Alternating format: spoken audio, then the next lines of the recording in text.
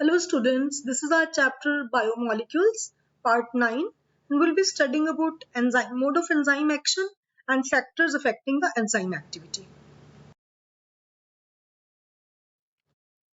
There are two viewpoints by which enzymes are supposed to bring about chemical reaction. First one is lock and key hypothesis. It was put forward by Emil Fischer in 1894. According to this hypothesis, both enzyme and substrate molecules have specific geometrical shapes.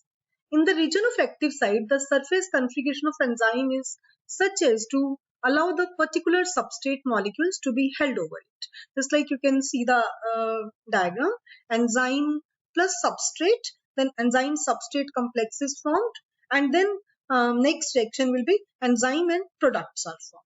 So enzyme molecule plus substrate molecule, enzyme substrate complex is formed, and then next reaction is enzyme and product. Product is formed and enzyme goes for the next chemical reaction. As I've told in the previous slide, after coming in contact with the active site of the enzyme, the substrate molecules or reactants form a complex called enzyme substrate complex. In the complex state, the molecules of the substrate undergo chemical change. The products remain attached to the enzyme for some time so that an enzyme product complex is also formed. However, the products are soon released and the freed enzyme is able to bind more substrate molecules. So likewise we can say that the chemical reactants don't cause any alteration in the composition or physiology of the enzyme.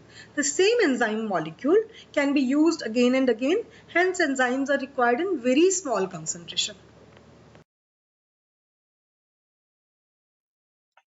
This slide is showing induced fit theory. It was given by Koshland in 1959. According to this theory, the active site of enzyme contains two groups, buttressing and catalytic. Induced fit theory of enzyme action. In first slide you can say active site of enzyme, substrate molecule and enzyme substrate complex with conformational changes so as to bring the catalytic group against the substrate bonds to be broken. Now here you can say that maltose, that is disaccharide, is broken down into two glucose molecules. So in this slide, we'll study about the factors affecting enzyme action. First of all, we'll study about temperature. An enzyme is active within a narrow range of temperature. The temperature at which an enzyme shows its highest activity is called optimum temperature. It generally corresponds to the body temperature of a warm-blooded animal, for example 37 degrees Celsius in human beings. Enzyme activity decreases above and below this temperature. Enzyme becomes inactive below minimum temperature and beyond maximum temperature. Low temperature preserves the enzyme in the inactive state. Therefore, it is used in preservation of foods inside cold storage, refrigerator, etc. Prevents spoilage of food by two methods. Inactivity of enzyme present inside food articles and non-activity of microbes because the enzymes become inactive at low temperature.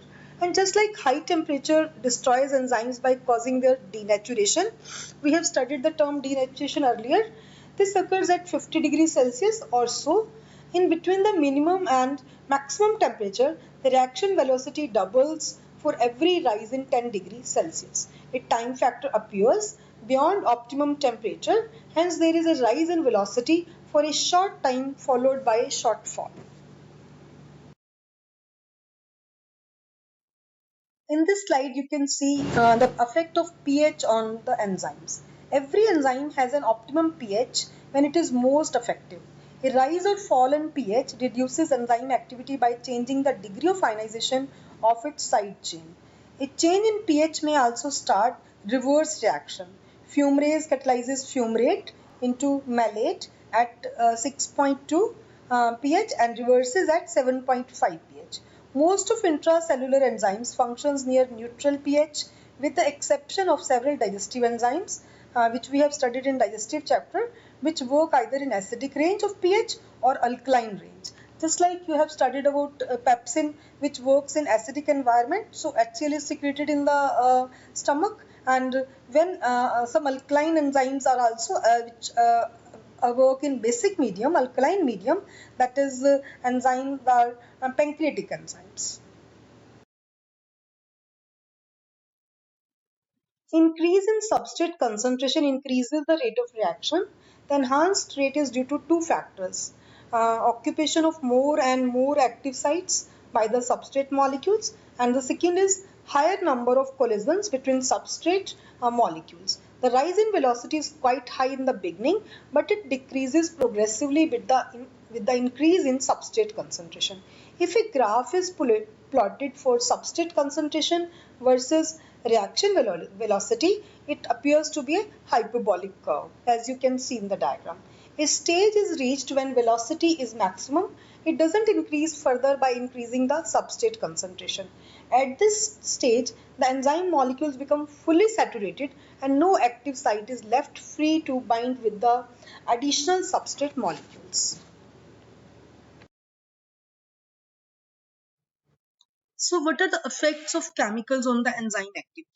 When binding of a chemical reduces or shuts off the enzyme activity, the chemical is called inhibitor. So this is of two types: competitive inhibition and non-competitive inhibition.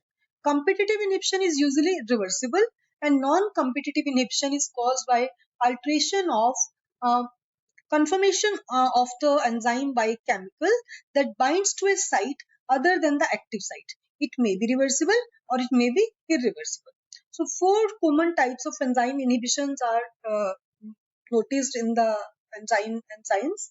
First is protein denaturation, and then is competitive inhibition. Competitive inhibition in the inhibition of enzyme activity by the presence of a chemical that competes with the substrate for binding to the active site of the enzyme. The inhibitor chemical is also called substrate analog or competitive inhibitor. So example is here succinate. Classical example of competitive inhibition is reduction of activity of succinate dehydrogenase by malonate, oxaloacetate and other anions which resemble succinate in their structure. And next is non-competitive inhibition.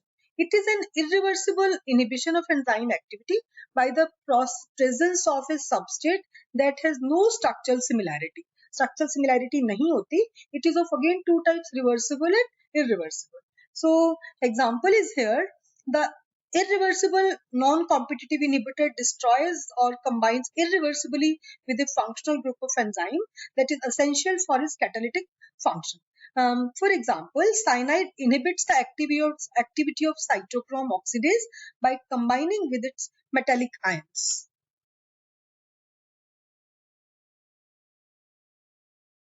This slide demonstrates the competitive inhibitor and non-competitive inhibitor.